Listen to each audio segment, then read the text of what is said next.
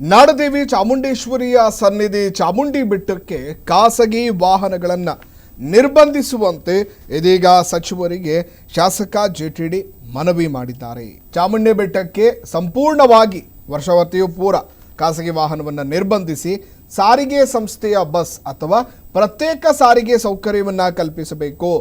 ಬೆಟ್ಟದ ತಪ್ಪಲಲ್ಲಿ ಪಾರ್ಕಿಂಗ್ ವ್ಯವಸ್ಥೆ ಕಲ್ಪಿಸಿದ ಬಳಿಕ ಈ ವ್ಯವಸ್ಥೆಯನ್ನು ಜಾರಿಗೆ ತರುವಂತಹ ಚಿಂತನೆಯನ್ನು ನಡೆಸಲಾಗ್ತಾ ಇದೆ. ಚಾಮುಂಡಿ ಬೆಟ್ಟದ ಧಾರಣಾ ಸಾಮರ್ಥ್ಯಗಳಾಗಿರ್ಬೋದು, ಜೊತೆಗೆ ಪ್ರವಾಸಿಗರ ಸಂಖ್ಯೆ ಹೆಚ್ಚಾಗ್ತಾ ಇರುವಂಥ ಬೆನ್ನಲ್ಲೇ ಜಿಟಿ ದೇವೇಗೌಡ ಪ್ರಸ್ತಾಪಕ್ಕೆ ಸಾರಿಗೆ ಸಚಿವ ರಾಮಲಿಂಗಾರೆಡ್ಡಿ ಮಾಹಿತಿಯನ್ನು ನೀಡಿದ್ದಾರೆ. ಬೆಟ್ಟದ ಮೇಲೆ ಪ್ರಸ್ತುತ ಇರುವಂಥ ಪಾರ್ಕಿಂಗ್ ಕಟ್ಟಡವನ್ನು ಮೂಲ ಸೌಕರ್ಯಕ್ಕೆ ಬಳಕೆ ಮಾಡಿಕೊಳ್ಳಬೇಕು.